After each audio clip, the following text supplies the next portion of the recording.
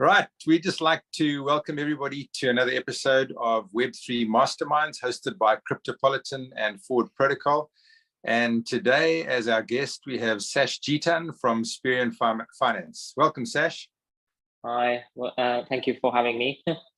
And yeah, it's really great to have you here. Thank you. Pleasure. I really wanted to discuss a bit and share a bit of what we are building here at Spherium, but also contribute to a bit of the idea behind Spherium Finance and why we're here today. Yeah, it sounds good. Well, why don't we start off with that? Why don't you tell us a little bit about the project and how you actually got into the space and your journey so far? Yeah, so it started around more than 2 years ago, actually. So I'm an investor from background. So, I used to use different kind of protocols and services in blockchain. And one of the problems I faced as an investor was, having to go around all these protocols. So for example, if you want to lend, you go to Compound, and Compound was so complex back then. I mean, it's still complex. And, navigate through all of these was like super complex. And it took me weeks to just learn the basics, how to use them.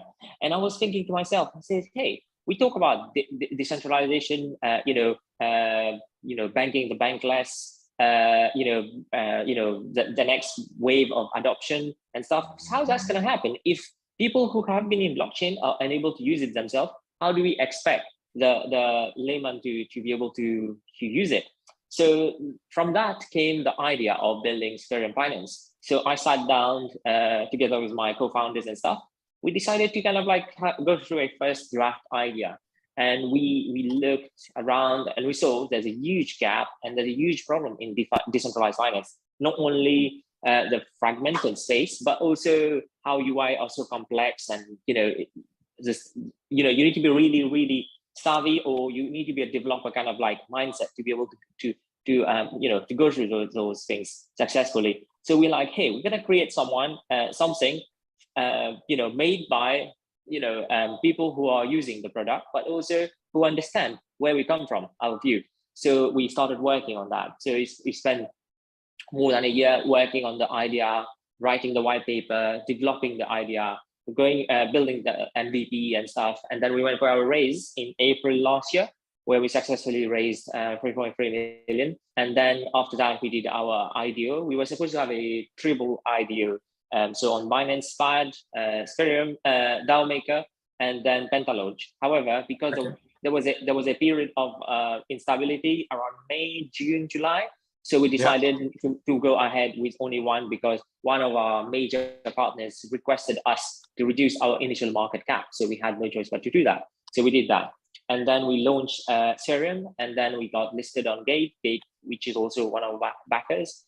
And then recently, the latest update I can share with you is we are on mainnet. So our bridge is on mainnet, and we are planning to add more bridge supports soon. And then, hopefully we'll start expanding, bringing on board all the partners and stuff who wants to use our bridge. And like I said earlier, we are not just building a bridge or single product. We are building everything decentralized. So, if you think about bridge interoperability, we are fighting that. We're trying to solve that. We are also working a lot on lending protocols, AMM. So we are having multi-chain AMM, so built on Binance Smart Chain, Ethereum Smart Chain, Polygon, and then we will keep adding support. So you can imagine the work that's been going on with the audits, security audits, and product being ready and stuff.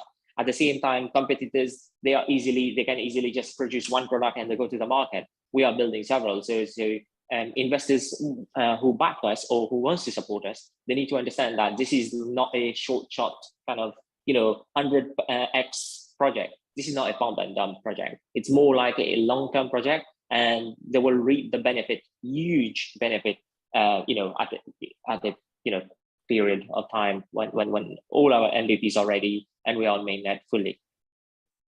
Yeah, I mean, that makes sense. And, it's funny, there's so many synergies between Spherium and Forward, because I'll just do a little bit of background for people listening about Forward. So Forward is like the WordPress for Web 3.0.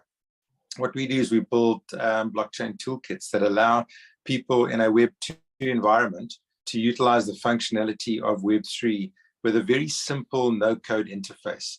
And so when I listen to what you're saying, it really does resonate and make sense, because there are two main things that stand out to me that are similar between our projects. The first one is that you've identified that, DeFi is very complex. It's very hard for people to understand, even for people that are in the space. And the simpler you can make it, the easier it is to create a gateway and onboard a whole lot of people that sit outside that could really utilize the functionality of the products and the toolkits that you develop, and helping them, getting to decentralized finance. And the second thing, which is very similar to our projects, is that I think sometimes the expectation in the markets is that you put money into a project and you want 100x as soon as possible, and then you want to bail and take your money.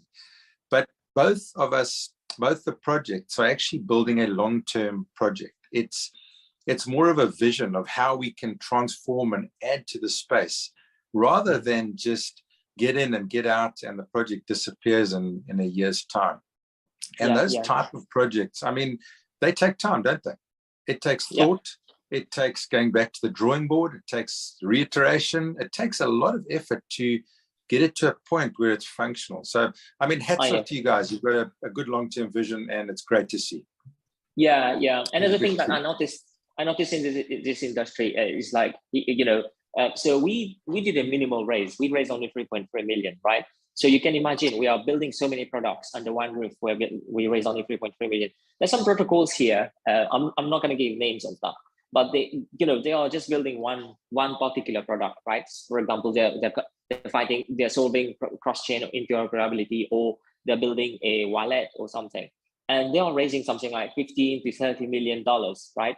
We just raised 3.3, and we're building all of this. So a lot of users need to understand that we are making our low. This is for the same reason. And we are not greedy in terms of how much we're raising, because we could have just raised 30 million as well. Market is amazing to raise right now. We could just go to those investors, say, hey, give us 15 million, they will. In fact, we were oversubscribed by 5 million. We refused those funds because of that reason. So yeah, this is where greed and product comes in together. I think we did the right thing by believing in the team and believing in the product. And then now the biggest task is show the MVP to the users, bring the adoption, go to the market further and get more adoption and stuff. So yeah, I think this is a good thing about both of us. I read about Forward Protocol as well, and it's very, very good that we have a partnership together, because you guys have the same similar kind of long-term ambition, and this is good because we want to work with projects like this. I really don't have any interest to work with projects who are here to just make 10x, 100x, and then they say, hey, sorry, I had enough of my project and I'm going now. I think we in the last 2 weeks we had a few of those. So yeah. Yeah, it's exactly right. So tell me where you guys started out with your project, and if you could maybe take me through a user journey. How would I, as a user, start using your products? What is available to me now, and what's coming down the line in your roadmap? Yeah. So tell you from where it began. So when we finished our white paper two years ago, we immediately started building. We were not waiting for funding to start building. We were building already. So by the time we went to raise, we were 80% ready for MVP level 1. So except it needed to be tested, cross-tested again, audited again. So just to give you an insight, we use 3 different auditors. We work with Halbon, we work with BlockSec, we work with Certic, I believe, Tech Shield, all of that. We work with quite a few auditors individually, to try to see the different views and different perspective of our products. Now, that was the DEX, which is ready already. What we are doing right now, we put the bridge on the mainnet. So we're testing that. We're seeing how users are finding it and then we are planning to launch the improved version very soon. So to make it much easier, but also multi-chain. So we're adding support for different blockchain further. So right now we only have Ethereum against BSC, so you can bridge any asset on that, but you need to get whitelisted. We will keep adding more support as we go right now. So we're not rushing into going on mainnet. The reason is the market is a bit down. If you go to market right now in a situation like this, the problem is liquidity, right? Yeah, quite right. People, right. Yeah, absolutely. So you're not going to see much liquidity, and then that could cause your funds to dry, right? So what you want to do is put that to good use. So let all the startups, all the enterprises who wants to use your interoperable bridge to work, let them use it. In fact, we are using it ourselves. To give you an insight, in the space of a week, we added 500,000 liquidity on Ethereum side. That was moved immediately on the big Binance Smart Chain side. So that just shows there is a lot of interest on using bridge and stuff. Yeah. So that's one thing. Now, in terms of roadmap, so once the bridge is on mainnet, full mainnet, we will keep adding support for different chains. We are looking at, we are working with several chains. We will make further announcements very soon. We have won some grants from big, some big blockchains. We also won the Binance Hackathon, third place, I believe. In terms of roadmap, we have our mobile app is ready. That's really good. Thank you. And our mobile application is currently, it's near ready. It's just being tested. So we are planning not to launch all of them at one place. We are planning to launch them in kind of like this, in a schedule, and we are looking at the best way to do that without hurting too much. Right now, especially the market has taken a beating. Every project right now are down. So what we don't want to do is push everything in the market and then not get traction. What we want to do is slowly go to the market and gain traction. So this is a short-term roadmap, long-term roadmap, lots of use of our use case for Spherium token. Not just swapping, borrowing, lending, using it on the bridge, our lending product being a cross-chain product. So you can imagine doing everything with one single token. And that's like the biggest aim right now, to make that work, to make sure it's safe. Also, our bridge will have facilities to improve safety of users and projects. So for example, if you work with other bridge, all the liquidities are locked into the bridge itself, right? So we have a different suggestion. We have a different idea. We can prevent 90% of the funds from being hacked.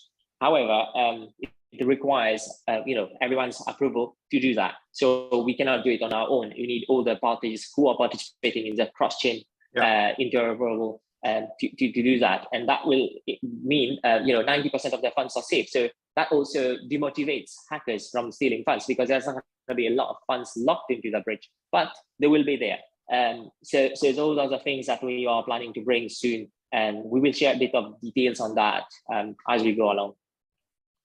Yeah, that's incredibly interesting, and I think you got some exciting things coming out. I'll really look forward to looking out for those and seeing how you roll them out. Maybe we could switch a little bit to the industry as a whole and just get some opinions around what's happening.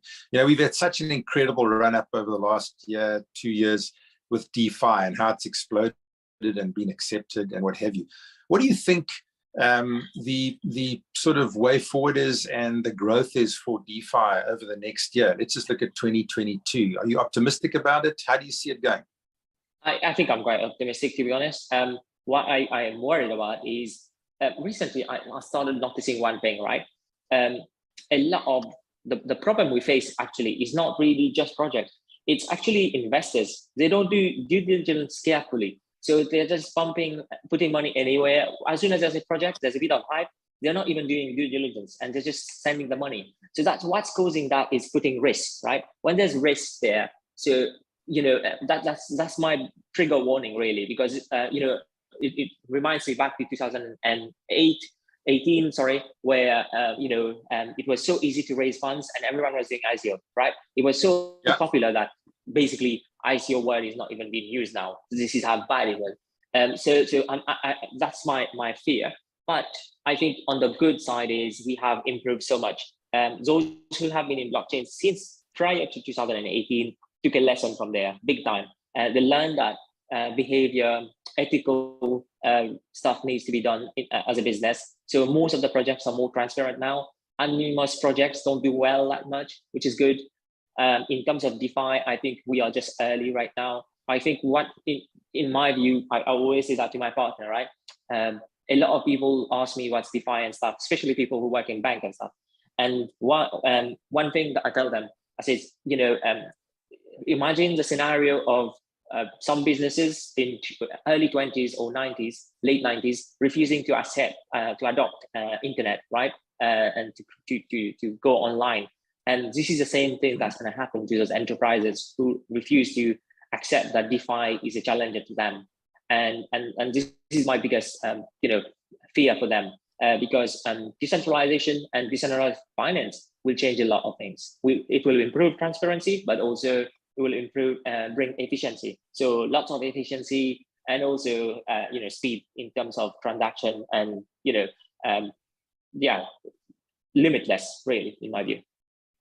Yeah, no, I agree with you. I think also what we've seen recently is the advent of more regulation and those sort of things coming to the space, which will drive out a lot of bogus projects and things. You just won't be able to get out of the starting blocks, which is good.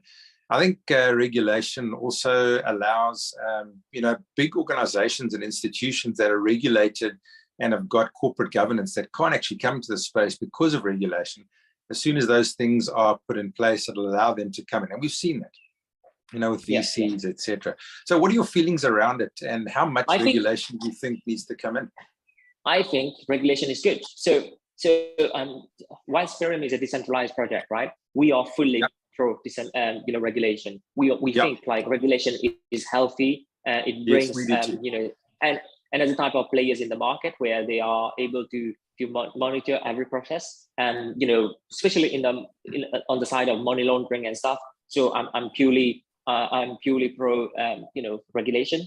Decentralization needs to be there, but let's say if someone is transferring 100 million, you need to know who that person is, or at least where that fund is going. You cannot just have this kind of behavior being unnoticed. Otherwise, that's when it becomes a problem, right?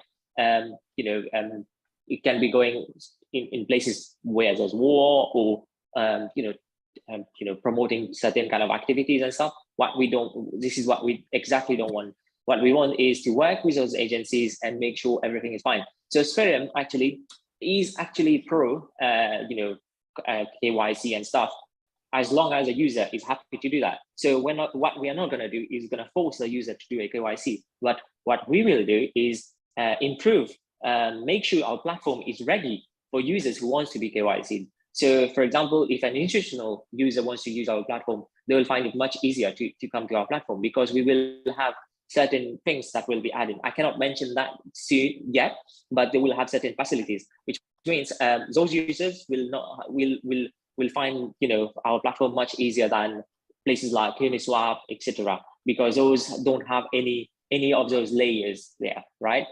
Because regulators, I'm sure you are aware, and they must be looking at DeFi from a closer look right now, especially decentralized finance.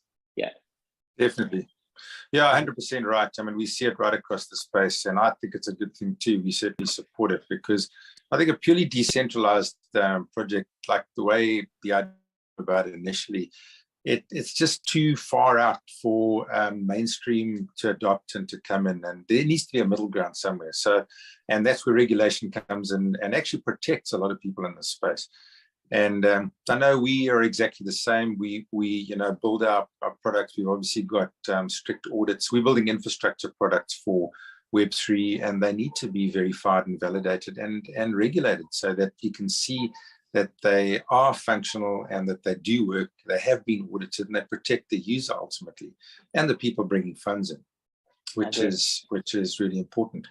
So another thing that's really important in the DeFi space, and what you guys are doing, is cross-chain operability. And there are three areas that I wanted to just ask you to touch on, and maybe you could unpack them a little bit for us. I know they're big topics, and we've had a lot of interest around them. And those are obviously cross-chain staking, cross-chain liquidity, and then cross-chain trading. Yeah. How do you guys see that? How do you see the future evolving in those areas? Maybe you could give us some ideas. Yeah. So to give you an insight, right now blockchains are like different piles of liquidity, basically, right? They're not connected. Yeah. What the problem we have is, for example, protocols like, I'll give you a strong protocol like Polygon, right? And there's lots of funds locked there. Ethereum, there's lots of funds locked there. There's users who have invested in certain projects or are holding certain assets, right?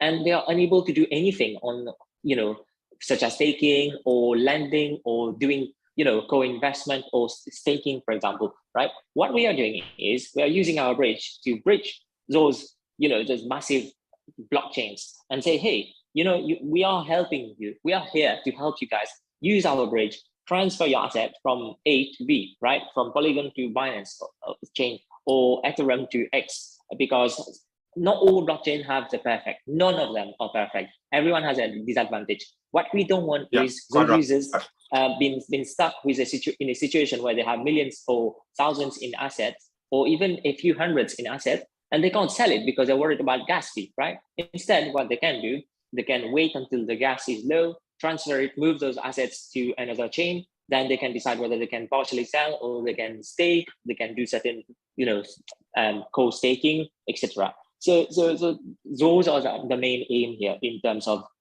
interoperability for us. Okay, yeah, that makes a lot of sense. I think that's definitely the future for blockchain and how the sector and the space develops is interoperability, where we leverage off the best parts and allow people that self-sovereignty to move to access the best products, to get the best utilization of their assets as it goes forward.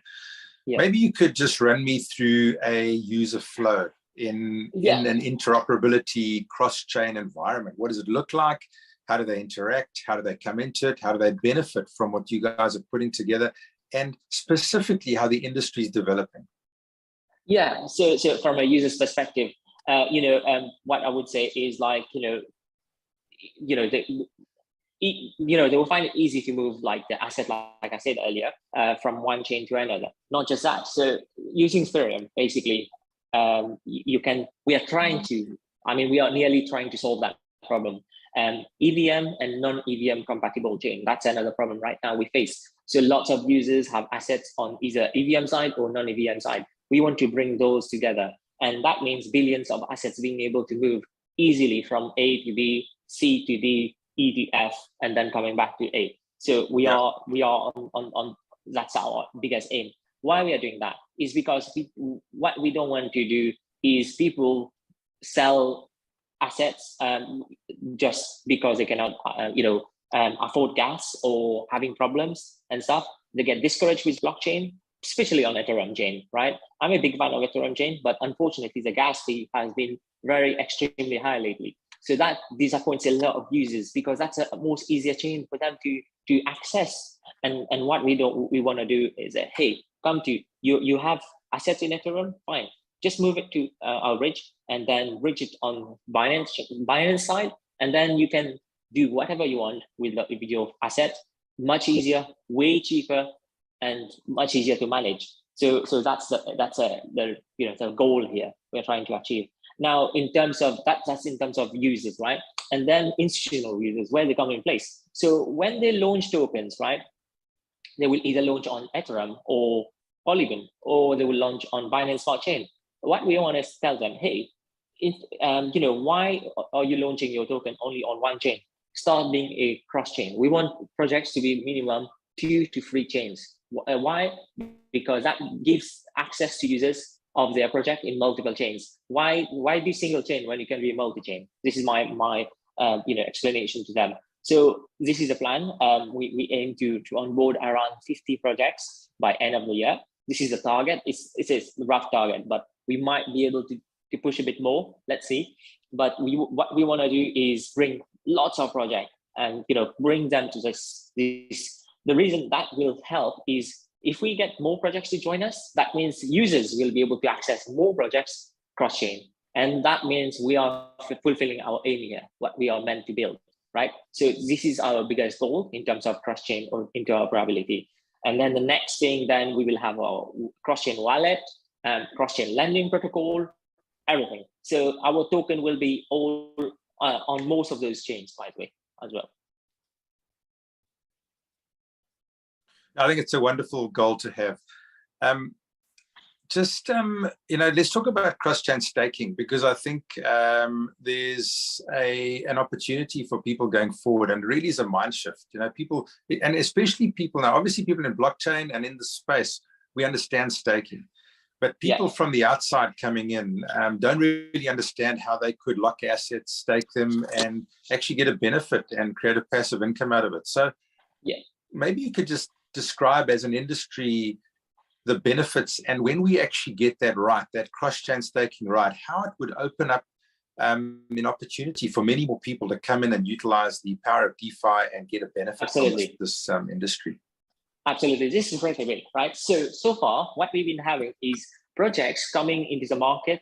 They will say, hey, 1,000 API, 2,000 API. I mean, I've seen some projects, 2,500 APIs. And I'm like, how is that even possible? But they're still managing to do that.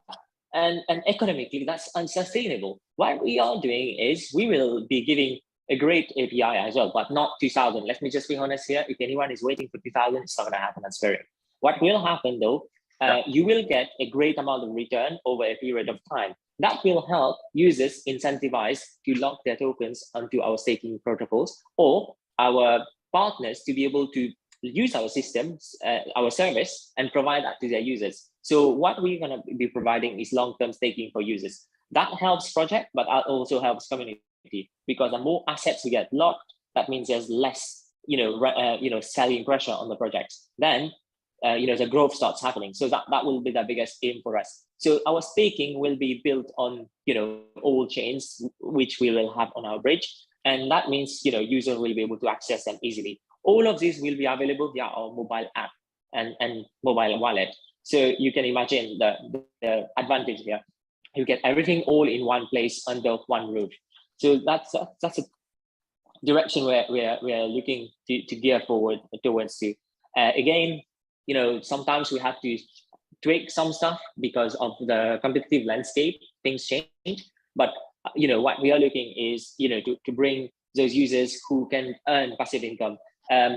Decent passive income, not over promise and then suddenly someone dumps and run away with your fund. No, what we want to do is decent promise. Make the fair promise to the user. Says, hey, lock your assets here, and same with the institutional users. Lock your assets here, and you will earn passive income. Whilst your funds is locked, it's working for us. Same with the lending and protocol, where you lock it, you will earn income, whilst someone is borrowing that fund and is doing certain things. So all of those will come very soon. Okay, so let's talk about the industry as a whole, and me as an individual investor, or someone that has some assets, whatever they might be. What kind of returns could I expect right now? And I'm talking about something conservative, because when I see something that's too high, I actually get nervous. I don't want to put my money there, because it just sounds too good to be true, and I'd rather run away from it. It just sounds odd. So what could I expect as and if you could put some rough figures around it, that would help just to paint a picture of how I would come in, stake some coins, some assets, the type of return and passive income I could create, and whether I left it in and we basically harvest it and reinvest it or whatever. What does it look like over maybe a 3 to 4 year period? Yeah, absolutely. So in fact, the staking protocol we're designing will be 4 to 5 year proof. So they are made for long-term locks and stuff. So you will have different kind of products. Some people want short-term APYs, other want long-term, right? Because they might be in it for long-term. So instead of holding it into their wallet, what they can do, they can lock it into our staking program, and that means they could earn. Now, if you are probably thinking about locking something like 90 days or 3 months or something like that, you will have a great API. I cannot give you the exact number, but it will probably be double digit. To be fair. That's fair enough. And then that's fair enough. and then if you want to lock it for longer term, like 4 to 5 years, and the digit's going to be slightly higher, of course, because we take consideration how crypto is growing economically and against inflation and stuff. So your asset will grow the same way. But remember that you cannot compare one Spherium with $1, right? Because if you compare that constantly, then it's not the same way. So you need to compare it constantly with another main crypto such as Bitcoin or Ethereum, because we move slightly together, right? So in that way, I think it's going to be great for users. And long term, I think if you want a passive income whilst your funds are locked, I would strongly suggest this, because once your fund is locked, you're getting some revenue, and that revenue you can use it to restake or add it onto another protocol of Spherium. So you can borrow it against, or you can trade or something. I mean, it totally depends on the user, really. But and we are going to facilitate that to make that so easy that they can do everything all in one place.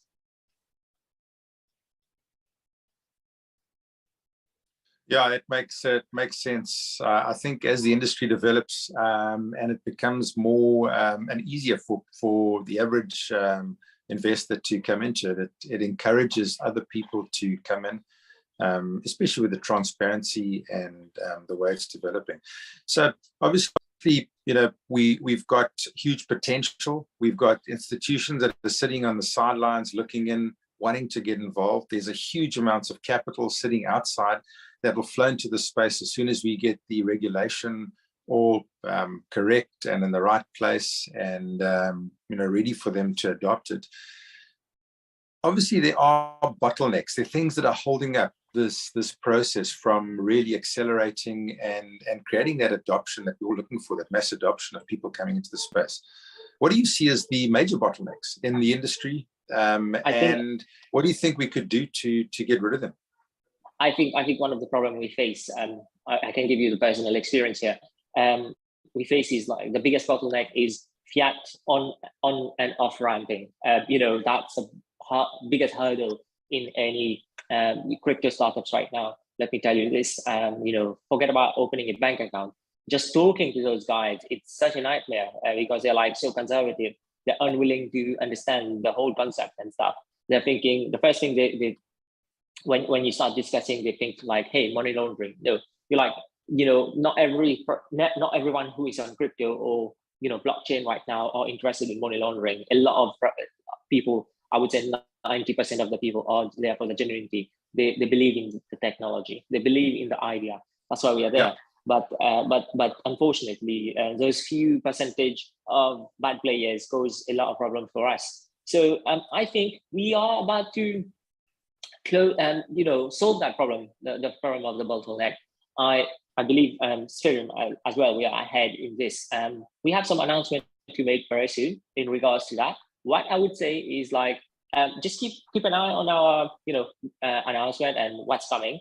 We only have 100 million tokens, so I'm not trying to create a FOMO here. I'm just saying we only have 100 million tokens, and there's not enough for everyone. So a lot of people need to think about that, and especially with the use case, the governance, the amount of stocks that are coming with Spherium. A lot of people don't understand the value that we pose. We had a massive meeting with, especially with some some users, investors dumping, because of course they want to have a quick 10x, right? But it's fine. We at least we shake the bad players off. Now what we are looking at is to grow, and hopefully we will grow. We will grow because once the bad players are gone, the believers are holding. When the believers start holding, then you start bringing more buyers basically, and that is the hardest process. That is the hardest process. And in a startup, fundraising now is not a challenge. What's the challenge is the first 6 months survival. It's a survival mode, and if you cross that 6 months, then you're okay. So we have recently crossed our 6 months. In fact, my CFO said. My CFO is very, very experienced, by the way. And he called me, we had a meeting and stuff. We were having a board meeting, and he was explaining. He says, congratulations, first of all, before I say anything, I want to congratulate all of you because you made it. And I said, why? Why you made it? He says, well, this is the hardest month, the hardest 6 months of a startup is the first 6 months. He says, that shows how founders are and how sustainable the project is going to be. Because a lot of founders, what they do, as soon as they launch, they think they won the lottery, so they start spending like crazy, overspend just to get the 10x, and then boom, by the time you're about to go to the market, they don't have funds because they have already spent a lot, right? So we are the opposite. We are working hard towards product, focus on the market and the user. These are our priority. We don't have any focus on generating 10x for those pump and dump people. What we are looking, we will of course bring huge return for those who are holding in long-term value for us, because if they know what we are trying to build, they will hold us. They will hold. But what we don't want is a quick pump and dump. We're not that, and we don't intend to be that. So that's one thing I want to be clear about. Yeah, no, it's good. I mean, that what you're saying about the bottlenecks is interesting, because I agree with you on that. In fact, it's funny, banks and big institutions and things, I think that crypto is a place to launder money. But when you look at the relation or the amount of money that gets laundered, it's so small in crypto compared to what gets laundered in fiat. Absolutely. It's crazy. I mean, it's like if you look at what goes through the banks, etc., that's where most of it happens. But because it's, I suppose, institutionalized and it's ring fenced and you can't really attack that system, people protect it and they point fingers at something that's maybe nipping at their heels. So I agree. I think once we overcome that, and I think regulation will help with that, because as soon as the space gets more regulated, it'll allow those people to open up. I don't think it's far off. I think, as you say, this year will be a good year for the space. New projects will come, we'll learn together and we'll grow. And certainly love what you guys are doing and how you're contributing, which is good. I must say, personally, I'm very optimistic about the space. I know the market has been a little bit sideways, and we're all watching, the price and what's happening and the liquidity in the market. But as you say, I think when you building projects that have got sustainability and actual real products, then it doesn't really matter, because you take a much longer term view than exactly. a short pump and dump investor. Yeah. So, which is really good. Just wanted to maybe get some final thoughts from you around the industry as a whole, the future, what you see coming down the line, and maybe some timelines. How do you see us? I mean, do you see this year being a sideways year? Do you see it, certain parts of it, maybe the NFT or metaverse side of it, accelerating out and creating a new momentum? What do you think? What do you feel? Yeah. I think about this year. I must say, this is the weirdest year in blockchain I've been in blockchain since 2014. This is the oddest year. Yeah. Sometimes I feel we're in bull market, and at the time I feel we're in bear market. I'm not just saying based on price only. I'm saying because of the stats, the data I'm seeing. Sure. In bear market, normally projects struggle to raise funds. They spend 6 months trying to raise funds. I'm still seeing some projects raising funds in a week, 2 weeks. They're gone. Funds are gone. And I'm like, wow, there must be a lot of money right now. And still, it shocks me when I'm seeing projects raise 30, 50 million in the space of 2 weeks. And I'm like, how are they doing that? So in my perspective, I think this is the oddest year in crypto, but I think this is a good year for crypto, because we're gonna see the bad players exit. Hopefully, again, there's always a shake off in blockchain, right? You have a good period, and then you have a super wavy kind of period. So this is a shake off period where some people get discouraged, they exit. Then you get a new trend coming in, and then so right now the biggest trend, of course, is NFT. And NFT, I can say, I'm very careful about that, because there's been a few projects highly hyped, highly backed by celebs and stuff, and then you found out rug pull, right? I shouldn't say name, but Pixel Mom is one. There's been a few more. In fact, I don't tend to associate myself or invest in any projects where I see a celeb, because I think they should stick to acting or playing arts or something like that, rather than in getting involved too heavily into environment where they're not careful and ruin the relationship, because that affects our credibility, the market's credibility, right? NFT has a good purpose. I understand that totally. I'm pro NFT, but I think a lot of people taking advantage of that because they find easy money there, pump and dump. A lot of that is happening. I mean, you can just go on OpenSea and see that, and stuff. So yeah, I mean, it's an NFT sell.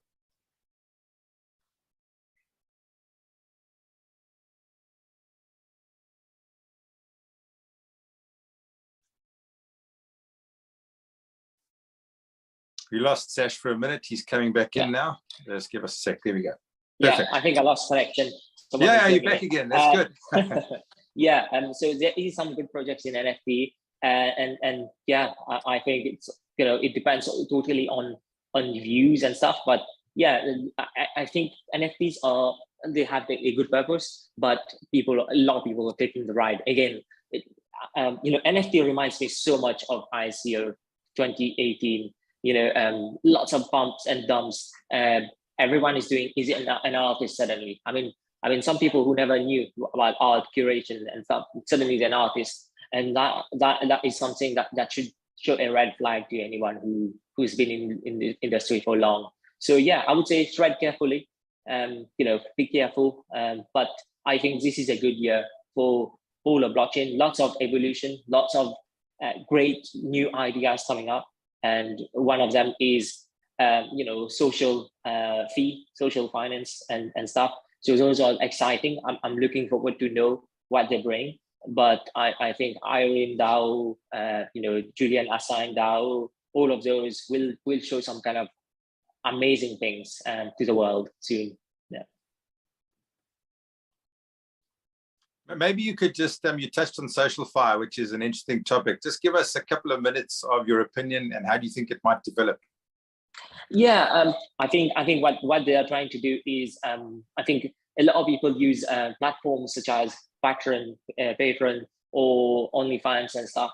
What Social Fee is trying to do is like, hey, no one needs to monetize you. You can monetize yourself by using this new, you know, way of decentralization. So I look forward to seeing more of the concept developing. But I think one of the pioneers of it, Irene, she's like one of the top, you know, influencers on this topic, and she's building, I think, Social Fee, SOCAL Fee, and I've been watching that, and I'm very intrigued to what she's trying to build. But yeah, the whole concept, I think it will change a lot of things. This is a new kind of decentralization, but this is decentralization of you know, value of users and stuff. So, you know, we're moving from you know, Facebook monetizing you, but you monetizing yourself, you know. So we are moving towards that, it seems. Let's see. I think this is very exciting. Let's see if there's some success in that, and that will be changing for lots of influencers, lots of people and newbies who are entering this world of blockchain and crypto. Yeah, well, that is the future, the Web3. It's read, write, and own, where you can monetize yourself and you can actually own a piece of it, which is very exciting. I think it's going to be massive as communities get monetized and the whole social fire comes about. I certainly think it's going to be one of the key players going forward. When you just look at the massive communities that are around that literally give away their value now to the big, you know, websites and platforms out there. So yeah, I think it's going to be great. Sash, just wanted to say thanks, man. It's been like really nice chatting to you. Thanks for being here. Thank you. Good luck with your project. You've got some exciting things. We really look forward to what you're going to bring out. And yeah, thank you so much. Thank you, and thanks for doing so much for the community around. And I think I'm very pleased we were able to finally, you know, connect on this level and talk a bit and share some knowledge here. How do we feel about the environment right now? And I look forward to, you know, future space, maybe sharing a Twitter space with you, and informal, completely informal, where we can bring some community live with us and have some fun, yeah, and stuff. So thank you very much. That's an absolute pleasure. Look forward to it. Thanks, Sash. Cheers. Thank you. Cheers.